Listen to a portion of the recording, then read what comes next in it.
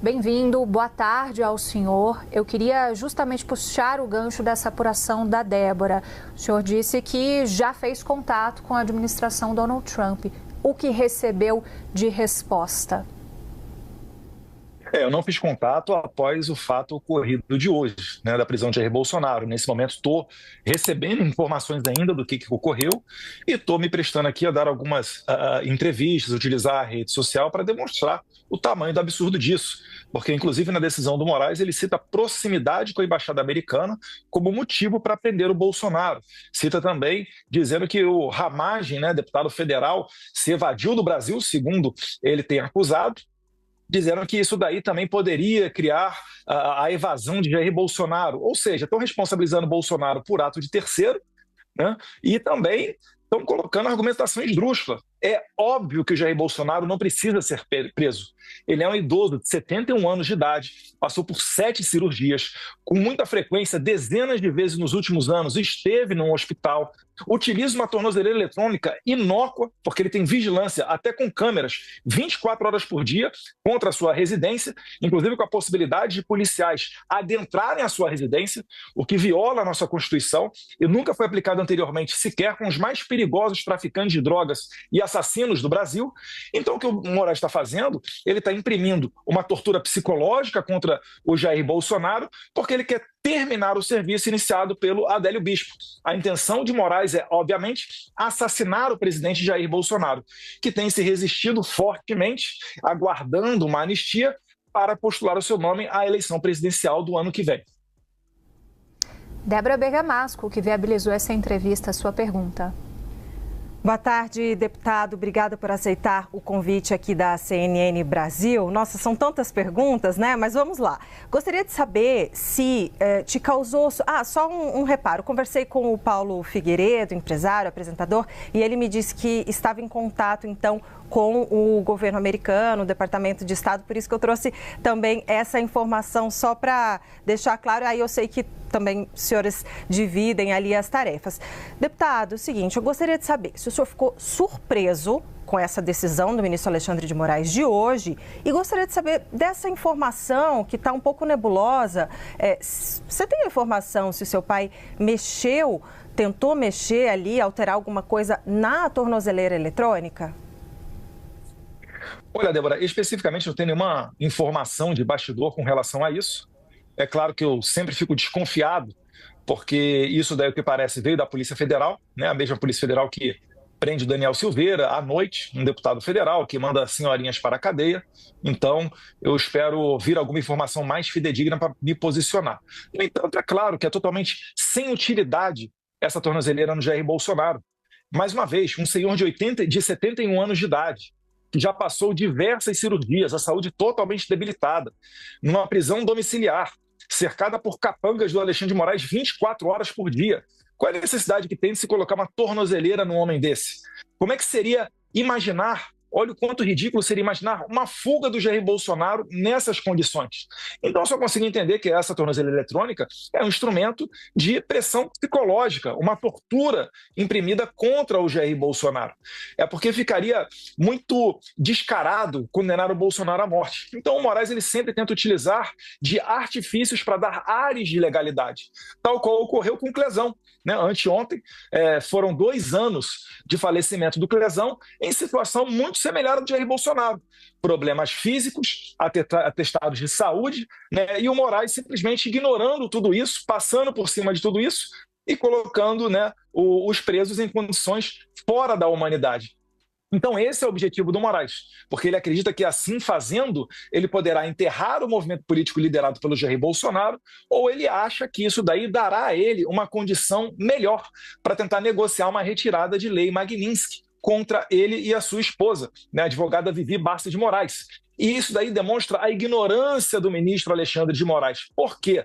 Porque não é assim que se retira uma lei Magnitsky. Ele está desesperado, porque ele está vendo que a implementação da lei Magnitsky vai piorar para o lado dele, e também porque os Estados Unidos não negociam com terroristas.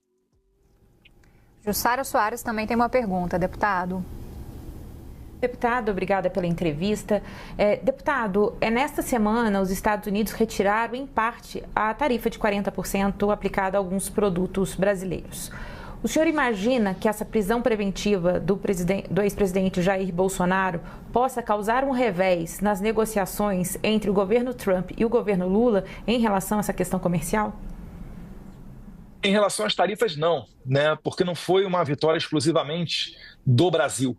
O mundo inteiro, por exemplo, cito aqui a Colômbia, teve o seu café também retirada todas as tarifas. E ninguém falou que isso foi uma vitória da diplomacia da Venezuela. Até porque o presidente Petro basicamente foi na última reunião das Nações Unidas lá em Nova York fazer campanha contra o Donald Trump. Então, na verdade, o que ocorreu foi um aumento da inflação interna e isso daí pressionou o Trump a retirada das tarifas. Se o Trump nada dissesse, os seus opositores iam puxar esse capital político para o colo deles. Então, no meu entendimento, na minha visão, o Trump preferiu, né, atribuir essa questão a uma vitória dele, que tem trazido presidentes internacionais para a mesa de negociação. Então, eu não vejo qualquer vitória da diplomacia brasileira. Mais uma vez, aquilo que é vendido como vitória do Itamaraty não é vendido como vitória da diplomacia da Colômbia.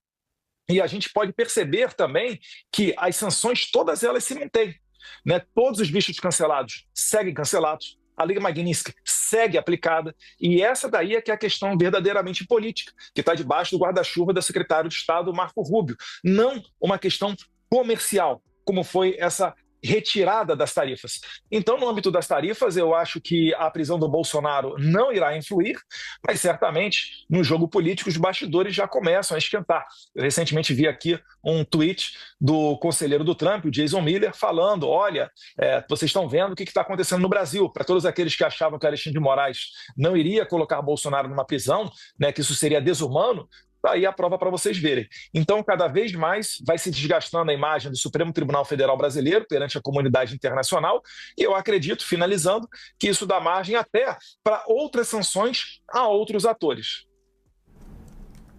Caio Junqueira, direto de São Paulo, também se soma aqui na nossa entrevista com o deputado federal Eduardo Bolsonaro. Caio, sua pergunta. Boa tarde, deputado. Essa prisão do Jair Bolsonaro coloca que perspectiva para o bolsonarismo em 2026? Quem deve ser o candidato do bolsonarismo a presidente da República em 2026? Olha, já é difícil enxergar a democracia no Brasil. O principal líder da oposição, que arrasta milhões de pessoas para a rua, está condenado por um suposto golpe no momento que ele estava nos Estados Unidos e parece que ele aguardou sair da presidência para tentar dar um golpe de Estado. Bem, furado sem pé nem cabeça, né? Mas isso daí demonstra o desespero do Alexandre de Moraes. Aí as atenções se voltaram para mim. Eu estava falando, né, exigindo do meu partido, principalmente, para que colocasse meu nome dentro das pesquisas realizadas sob encomenda do Paraná Pesquisas. Enfim, não fui ouvido. Outras pesquisas começaram a ventilar o meu nome. E aí veio contra mim uma igual ridícula acusação do crime de coação. Como se eu tivesse à minha mão, à minha disposição, um instrumento ilícito para pressionar os ministros do STF. Bem, a Lei Magnitsky é um instrumento lícito e não está à minha disposição.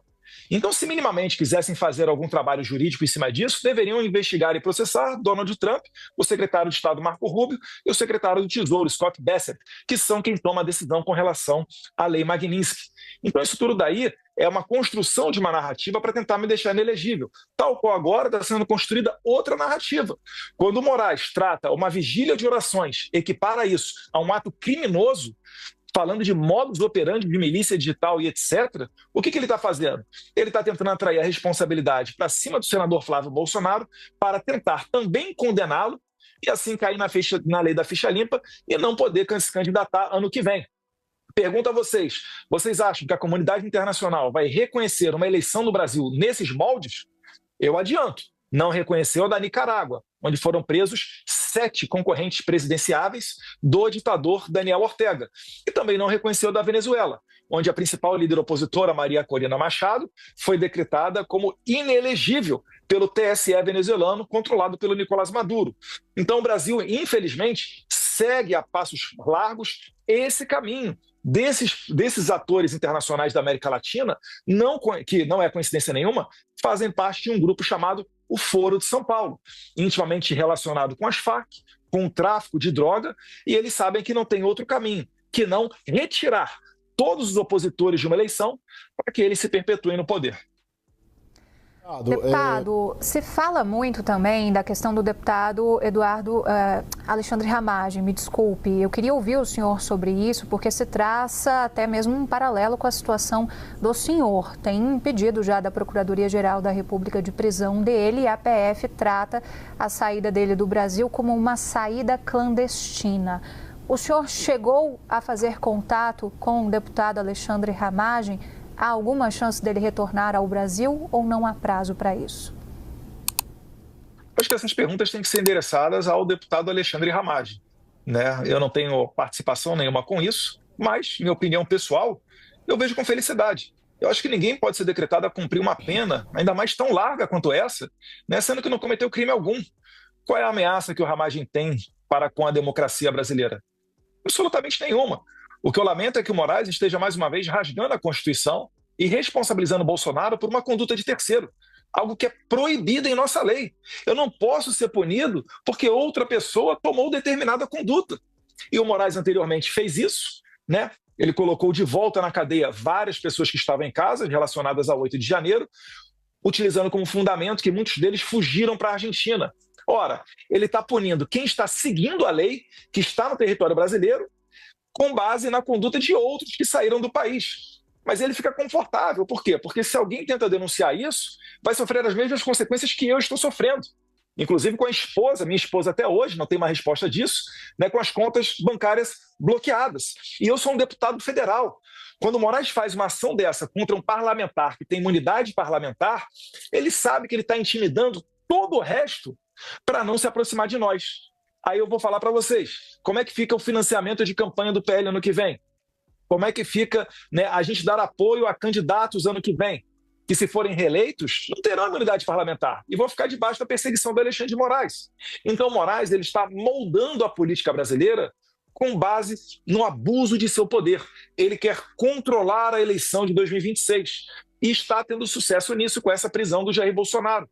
Vai tentar me decretar inelegível e muito provavelmente está apontando os canhões agora contra outro inocente, que é o senador Flávio Bolsonaro.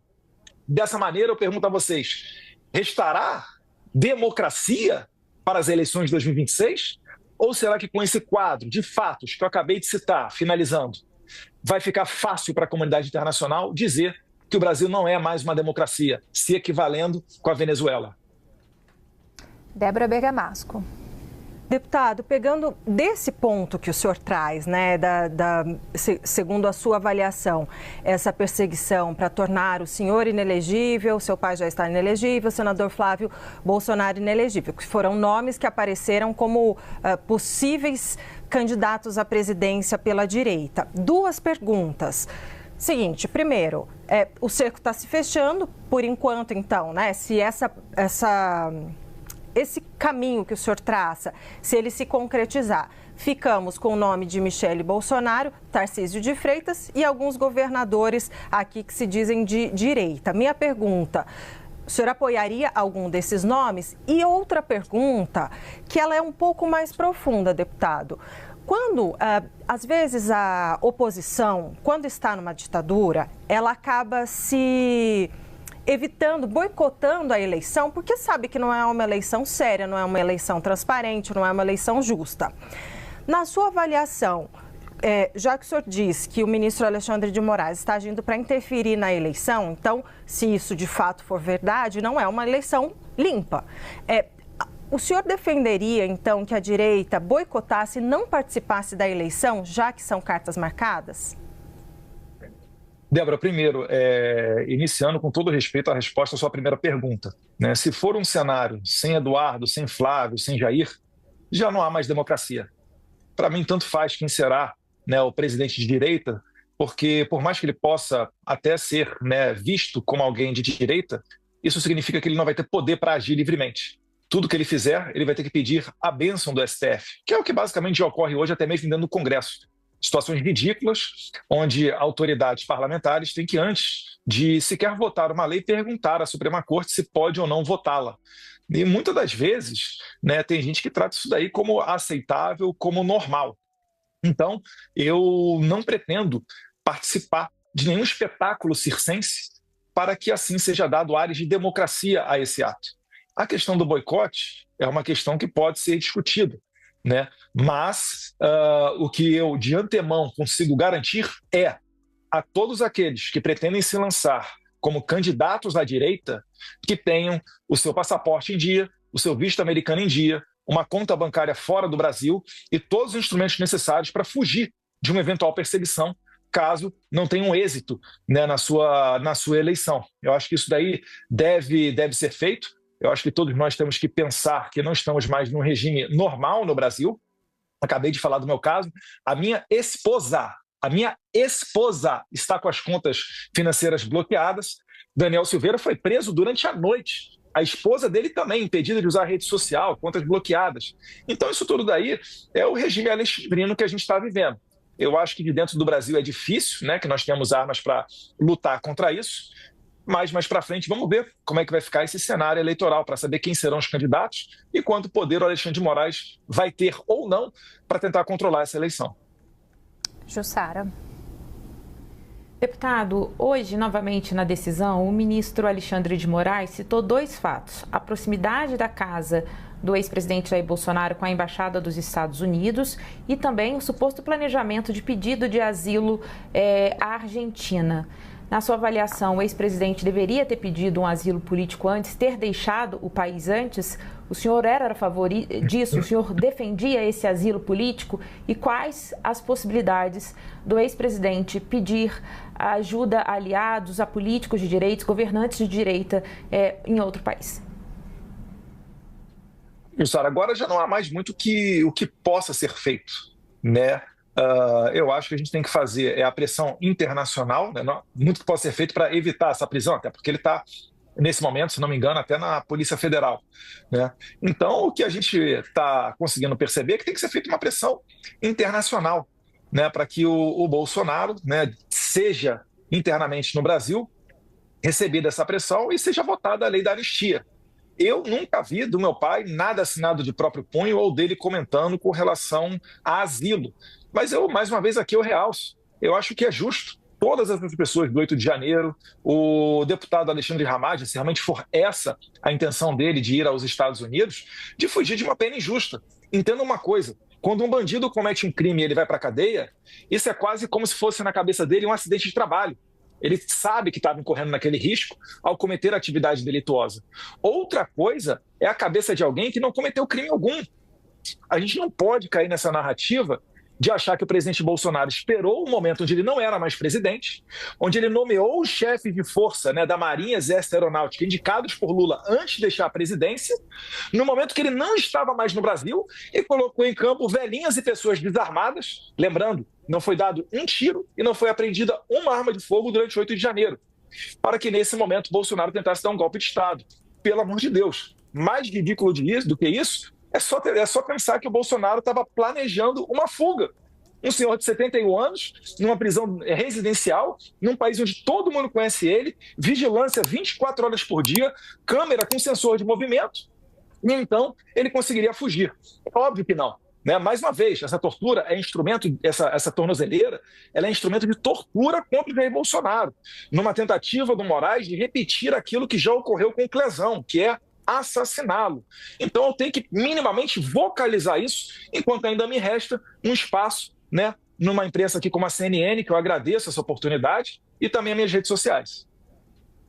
Deputado, só para ficar claro, o ex-presidente agora está preso na Polícia Federal, mas o senhor disse que outras pessoas que estejam numa situação condenados, a exemplo do que o Ramagem fez, também devem deixar o Brasil? O senhor é a favor disso?